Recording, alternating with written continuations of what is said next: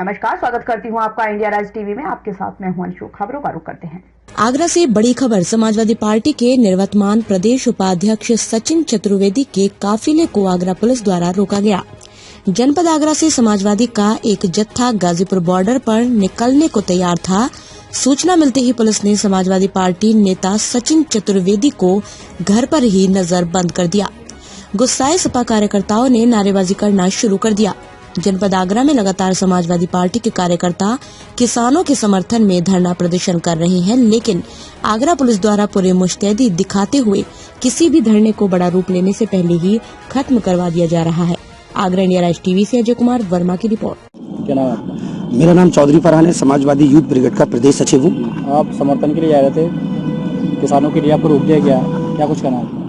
आज हम एक शांतिपूर्ण तरीके से सचिन चतुर्वेदी के नेतृत्व में एक जत्था हमारा गाजीपुर बॉर्डर जाने के लिए तैयार हुआ था।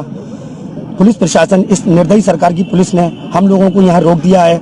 ये किसानों की लड़ाई अकेले की किसानों की लड़ाई नहीं है, ये लड़ाई पूरे हिंदुस्तान के हर एक व्यक्ति की लड़ाई है जो घर में किसानों के द्वारा बोया गया आटा खाता है, गेहूं खाता है और दुनिया भर की सब्जियां खाता है। लेकिन ये देखा जा रहा है इसके अंदर कि किसानों की अकेले की पूरे हिंदुस्तान के अंदर इस समय इस सरकार को लेके एक आक्रोश है। और जो किसान लगभग मैं समझता हूँ 100 की तादाद में किसान शहीद हो चुके हैं, लेकिन इस निर्दयी सरकार को उनका शहीद और उनका जो उत्पीड़न हो रहा है वहाँ पर वो दिखाई नहीं दे रहा है। आपको क्या लगता है सरकार क्या सही कर रही है, गलत कर रही है? सरकार बिल्कुल पूर्ण रूप से गलत कर रही है, 100% गलत कर रही है और किसान को ये तीनों बिल वापस, सरकार को ये तीनों बिल वापस लेना चाहिए। क्या नाम है आपका? मोनिका नाज खान, समाजवादी पार्टी के महानगर उपाध्यक्ष। किसान आंदोलन के लिए आप समर्थन में जा रहे थे, आपको पुलिस प्रशासन के द्वारा रोक दिया गया है, तो क्या कुछ कहना है आपको? ये पुलिस की मजबूरी है, वो अपना कार्य पूरा कर रही है, लेकिन हर पुलिस का एक जितना भी अधिकारी है वो भी एक किसान का बच्चा है, किसान का बेटा है, लेकिन वो अपनी ड्यूटी में रखते हुए उनको मद्देनजर रखते हुए उनको ये सुरक्षा देनी पड़ेगी, क्योंकि उनके ऊपर भी दबाव है प्रशासन का। लेकिन हम लोग वो अपना कर्तव्य पूरा कर रहे हैं, हम अपना कर्तव्य पूरा करेंगे। हम किसान का आंदोलन में अन्नदाता का अन्न खा रहे हैं, तो हम अपना फर्ज पूरा करेंगे। हम उनके साथ में उनकी समाजवादी पार्टी के महानगर की तरफ से हम लोग जा रहे हैं। एक अकेली महिला माननीय सचिन चतुर्वेदी जी की टीम पूरी आगरा से रवाना हुई है। किसानों को लेकर क्या कुछ कहना है आपका? किसान जिस तरह से वहाँ पे डटा हुआ है, जिस तरह से पहले उनके संग अत्याचार हुआ, उसको देखते हुए अब और ज्यादा उनके साथ में जितनी पब्लिक जुड़ी है, मेरे को लगता है शायद पूरा भारत उनके साथ रहेगा। जो भारतीय है, जो भारत का खा रहा है, जो किसानों का अन्नदाता का खा रहा है, तो वो पूरा हर एक इंसान, एक बच्चा, एक आदमी, एक बूढ़ा उनके साथ है। क्या नाम है आपका? मैं सचिन चतुर्वेदी, निवर्तमान प्रदेश उपाध्यक्ष समाजवादी लोहिया वाहिनी। जी, आज आप रैली निकाल रहे थे किसान आंदोलन को लेकर, आपको रोक दिया गया, कुछ करें आपका? जैसा कि पूरे हिंदुस्तान में नहीं पूरे विश्व में विगत है कि किसान दिल्ली की तीनों सरहदों पर एक किसानों की लड़ाई लड़ने का काम कर रहा है। वो लड़ाई किसानों की नहीं है, वो एक आम जनमानस की लड़ाई है, हमारी आपकी लड़ाई है, सबकी भी लड़ाई है। लेकिन आज उनको रोका जा रहा है, आज उनको आंदोलन करने से रोका जा रहा है। पिछले 2 माह से इनका आंदोलन चल रहा है। बड़ा शांतिपूर्वक तरीके से ये लोग आंदोलन कर रहे थे, बड़े एकदम प्रोटोकॉल के हिसाब से अपने आंदोलन को कर रहे थे, बड़ी एक साधारण तरीके से आंदोलन को गति देने का काम कर रहे थे। लेकिन इस सरकार को, ये जो निर्दयी सरकार है, जिसको एक हिटलर शाही सरकार भी लोग कहा गया है, हिटलर शाही सरकार ने उन लोगों को आंदोलन को कुचलने का काम कर रहा है। वहां पे 10 लाख लोग वहां पे उस आंदोलन का हिस्सा बने और उस आंदोलन में वही लोग आंदोलन में शरीक हुए थे जो इस सरकार को बनाने में जिन लोगों ने मेहनत करी है, जिन लोगों ने वोट दिया, उसकी वजह से आज ये सरकार काबिज है। और उसके बावजूद भी आज किसान एक ठगासा महसूस कर रहा हुआ है। किसानों की एक छोटी सी मांग बिल वापसी की मांग है। बिल वापसी को लेकर ये बड़ी सरकारों से गलतियां होती है,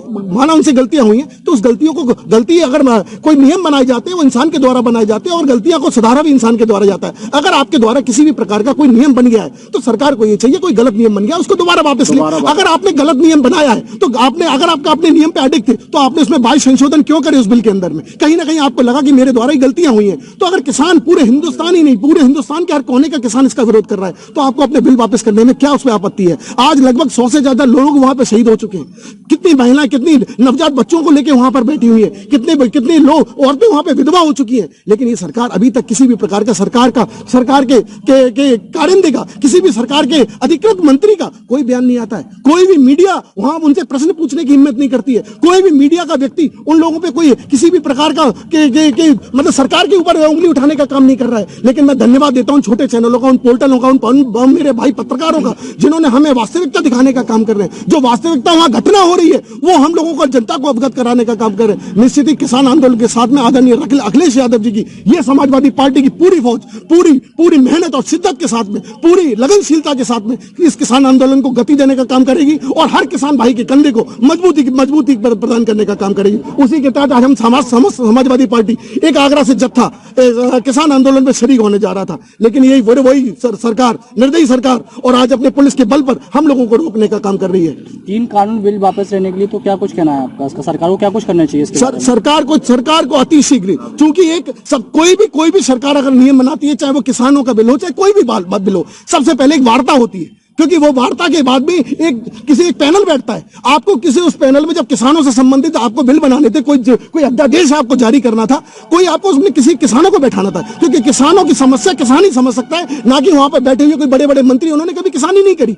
डिफेंस मिनिस्टर को डिफेंस की नॉलेज नहीं है, गृह मंत्री बैठा हुआ उसे कभी गृह विभाग की कोई नॉलेज नहीं है। तो जिसके बारे में, जिस विभाग के बारे में लोगों को नॉलेज होती है, एक पैनल बैठना चाहिए, उन पैनल को बैठा के ये बड़े निर्णय लेने चाहिए। लेकिन उन लोगों ने तो एक अध्यादेश जारी कर दिया और हम लोगों पे ये थोपने का काम करा। जी, तो फिलहाल की हम खबरों में बस इतना ही, लेकिन आप कहीं जाइएगा नहीं। बाकी की ताजा तरीन अपडेट्स के लिए देखते रहिए इंडिया राज टीवी। नमस्कार।